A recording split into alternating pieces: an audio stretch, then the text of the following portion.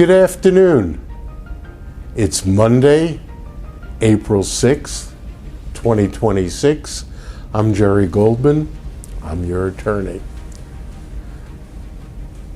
It's only been a short time since I last spoke with you, but there have been some additional developments that I didn't want to wait, and I wanted to make sure you knew about them.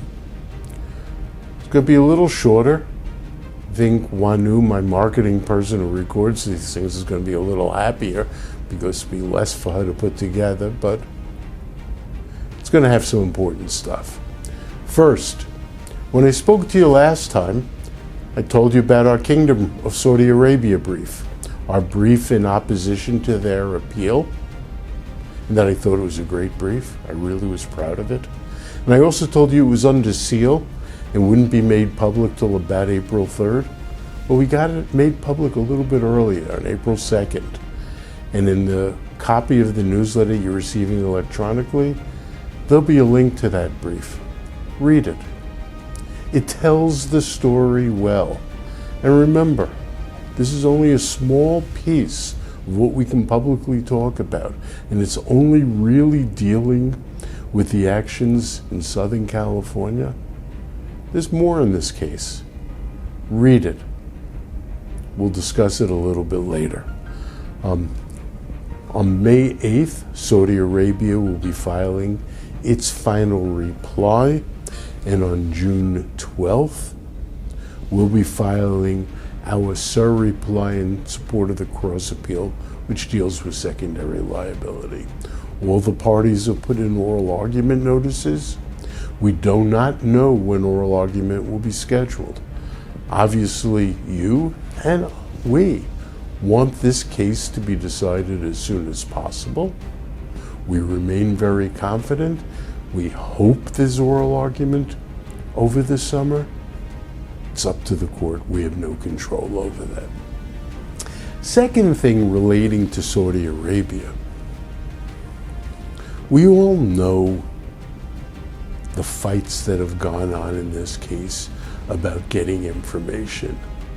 The fights all the way back at the time of the 9/11 Commission and the Congressional Joint Inquiry. Our fights to get discovery once the case was allowed to move forward after the enactment of JASTA. We know about the Saudis delaying and not providing us material, and the courts limiting the scope of the materials that we can get. And we know about the decision by President Trump in his first term to invoke the state secrets doctrine and deny us evidence. And then later, President Biden, under Executive Order 14040, authorizing the release of a limited but important tranche of documents, and how somehow the FBI didn't produce all of them, and at the very end we were able to get additional critical documents, even though they were too late to use in a lot of the depositions. But important critical documents that you saw and heard of and see referenced in the brief from the Metropolitan Police Service and New Scotland Yard. But we still want all that other evidence. You're still entitled to all that other evidence. And the American people are entitled to all that other evidence. About a week or so ago, I circulated a petition, a letter with a link to a petition to demand that the FBI release those documents. A lot of people signed it. The letter was distributed by our co-counsel at Motley and us to our clients. I know the data of last Monday, when it was out there for like 4 days, there were already 4,500 signatures from our clients and the Motley clients. I urge you to sign it if you haven't done so already. Speak to your other family members and urge them to sign it. In the written newsletter that's accompanying this, there's a link to it. Do it quickly. We'll talk about that again in the future. Next and last, I'll talk about a bunch of things relating to Iran and the VSST.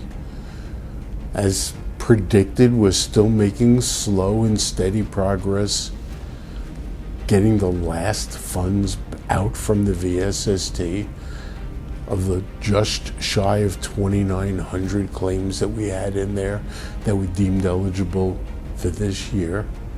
We're down to 5 that haven't been paid to us. And I think we're under 85 that we haven't been able to distribute because we need court orders and trust and estate issues and the like. And that number keeps on dropping week by week. If we've sent you what are called PDP plans, the distribution plans, so estate money can go directly to the beneficiaries, there's still a couple of them that are outstanding with clients or beneficiaries. The sooner we get those in, the sooner we can distribute those money. The Administrative Procedure Act appeal, the one that deals with the issue of are decisions by the VSST reviewable by the court? We're working on a reply. It's due April 27th. I don't know when it will be set for argument. On the simultaneous death appeal, that's going to be argued in the Second Circuit next Monday on the 13th. We're busy preparing for that argument right now. Within the next week or so, maybe next week, we'll be filing another motion with the district court to get a couple more judgments, not a lot, but to get a couple more judgments. We don't know, and again, you can call me and we'll give you the same answer. We don't know if there's going to be a 7th round. No indication one way or another when that 7th round will be, for example, as to whether or not there'll be a 7th round in January. We don't know. We do know that if there is a 7th round, there is a deadline for getting applications in by June 1st. We've already submitted those that we had ready for it, and I anticipate if we file another motion next week or at the end of this week, those people will be in time for that as well. Last, Bitcoin. As I told you last time, the court directed that the clerk of the district court finally issue those missing 54B judgments. We think we had them already. It's belt and suspenders. Finally, the district court clerk at the end of last week started releasing them. I think it's going to take them over a week to do it. There's over 200 of them between us, Motley, and Chrysler, and we'll file them with the court over in the Eastern District in Brooklyn. We quickly let Judge Kovner know that they were coming, that Judge Daniels had granted that order. One small group filed 3 motions for a stay to delay this. First with Judge Daniels, who denied it. Then they asked for an immediate stay at the Court of Appeals. The Court of Appeals, after opposition, denied it. As I told you last time, they've made a motion for reconsideration. With this newsletter, you'll see a copy of our reply. The Court of Appeals, again, denied the motion for reconsideration, and in fact rejected this other group's reply for failure to comply with basic court rules. The ultimate motion for a stay pending an appeal, I'm expecting their reply